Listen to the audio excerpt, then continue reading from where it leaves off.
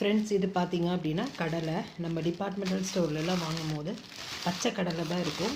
So அதை வந்து நம்ம வந்து ஒரு கண்டெய்னரில் ஸ்டோர் பண்ணி வைக்கும்போது நல்லா ரோஸ்ட் பண்ணி ஸ்டோர் பண்ணால் தான் வந்து பூச்சி புழு எதுவும் வராது.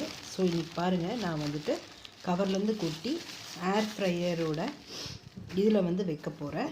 ஸோ பார்த்தீங்க அப்படின்னா நீங்கள் எதுவுமே பண்ண வேண்டாம். ஜஸ்ட் அந்த லைனர் எடுத்து இதில் வந்து கடலையை ஃபில் பண்ணி நம்ம வந்து 8 மினிட்ஸ்க்கு வைக்கிறோம். ஸோ இப்போ பார்த்தீங்க அப்படின்னா இந்த ஏர் ஃப்ரையரோட இதில் வச்சிடலாம். ஸோ எண்ணெயெல்லாம் எதுவுமே வேண்டாம், ஜஸ்ட் ட்ரை ரோஸ்ட் பண்ண போகிறோம். ஸோ பார்த்தீங்க அப்படின்னா இது வந்து 8 மினிட்ஸ்க்கு வச்சு எடுத்துக்கலாம். அப்போ வந்து நல்லா நம்மளுக்கு வந்து எப்படி நம்ம ரோட் சைடில் எல்லாம் கடலை வந்து ரோஸ்ட் பண்ணி தரோம், ஸோ அந்த மாதிரி இருக்கும்.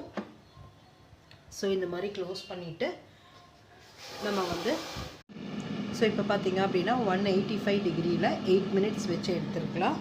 ஸோ இது பாருங்கள், நல்லா 8 மினிட்ஸ் ஆகட்டும். நல்லா நல்லா ட்ரை ரோஸ்ட் ஆயிரும்.